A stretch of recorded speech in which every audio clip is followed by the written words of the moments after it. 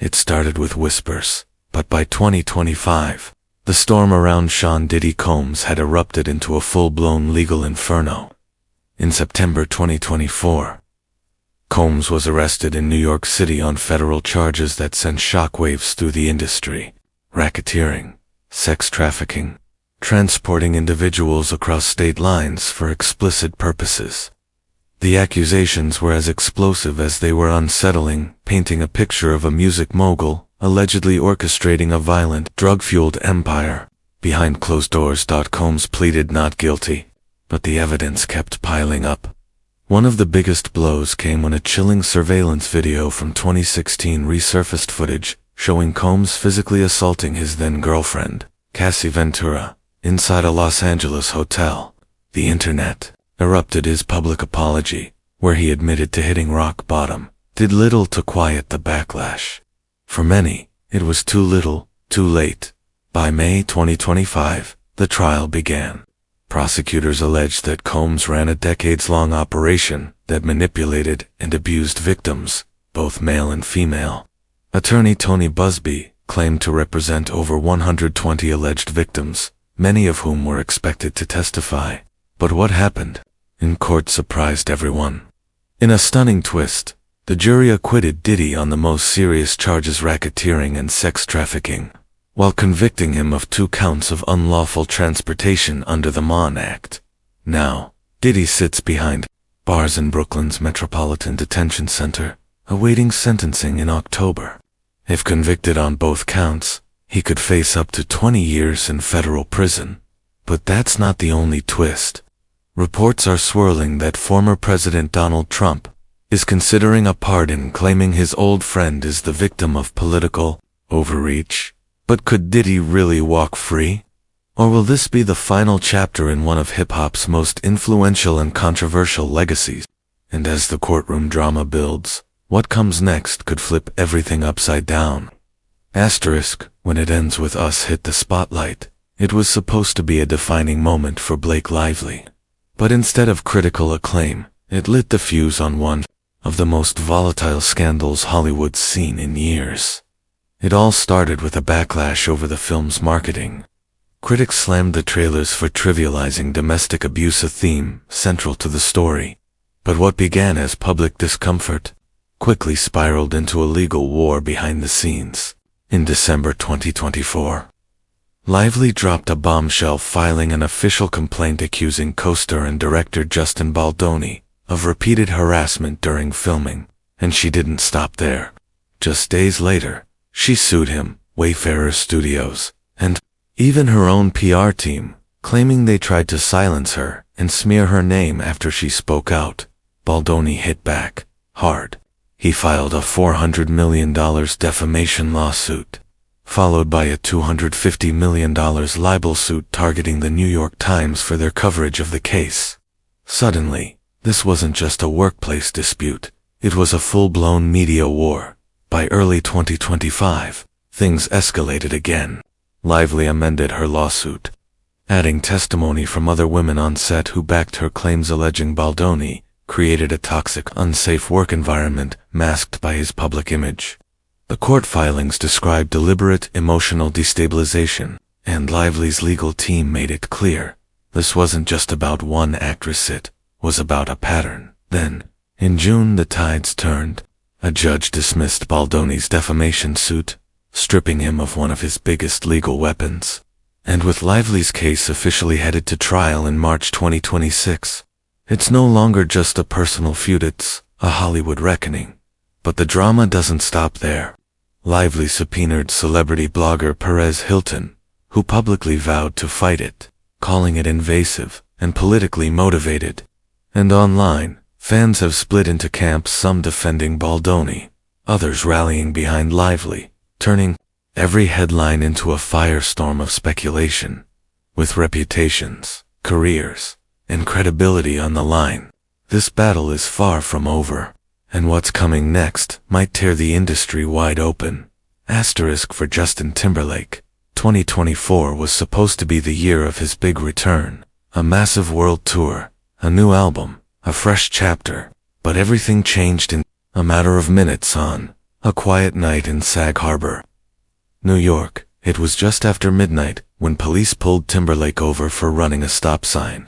What started as a routine traffic stop quickly turned into something far more serious. Officers noted the smell of alcohol, glassy eyes, and unsteady footing.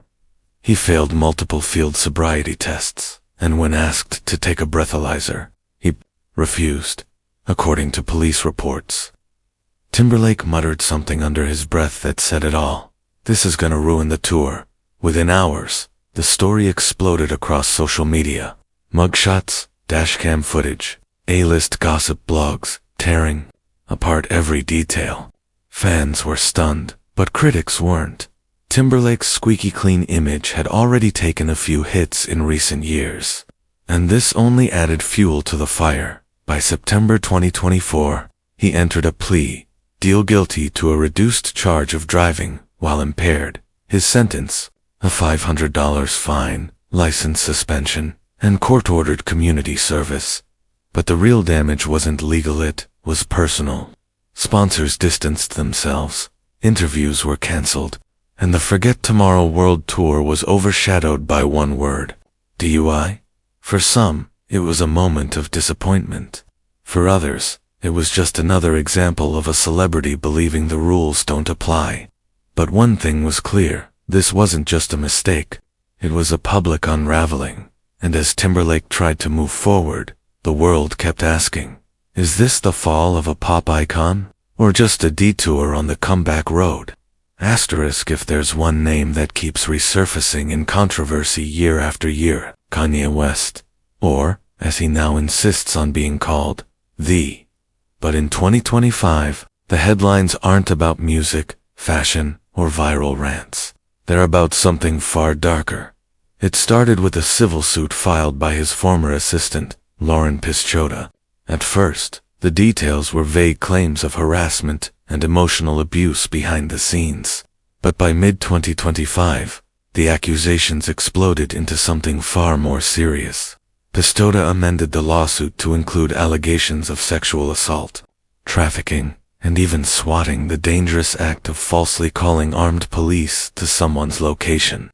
Her legal team said she's now in hiding, fearing for her safety, and the internet. It's gone into full meltdown that, through his reps, has denied everything. But the court filings paint a disturbing picture: a chaotic studio environment where drugs, manipulation, and paranoia allegedly ran rampant.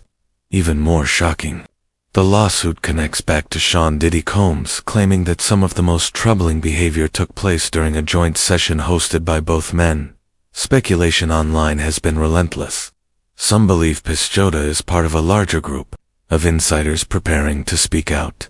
Others question the timing, pointing to Ye's past legal battles and mental health struggles. But the court isn't dealing in theories. It's preparing for a civil case that could rip open years of secret sand, permanently damage what's left of Ye's reputation. And unlike his usual controversies, this one isn't just getting him banned from Twitter or dropped by brands. It's life-altering. As the legal clock ticks down and new names enter the spotlight, one thing's becoming clear: the saga may be far from over, but it's taken a turn few saw coming. Hollywood wasn't the only place imploding in 2025. While A-list celebrities dominated headlines in the US, reality TV and international stars were generating their own brand of chaos, and in some cases, the scandals overseas were even messier. Let's start with the BBC's long-running juggernaut, Strictly Come Dancing.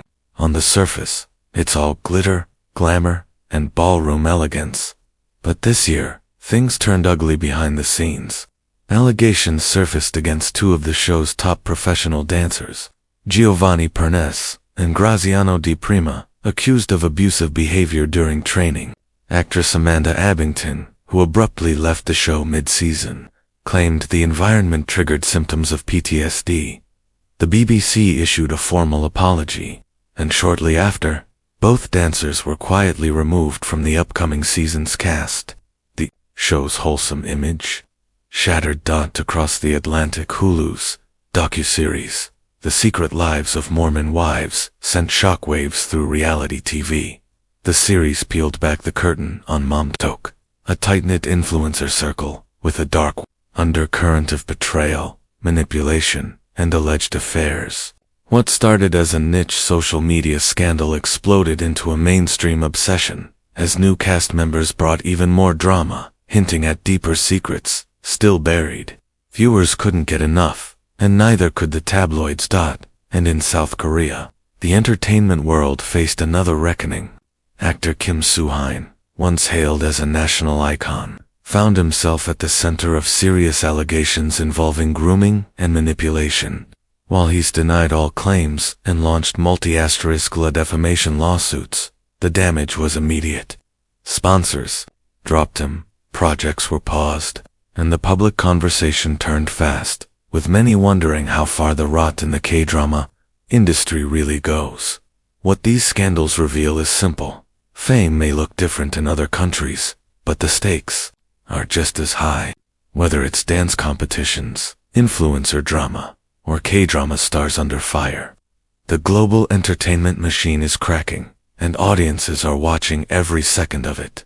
And if you think the fallout ends here, just wait. What's coming next could bring even bigger names crashing down.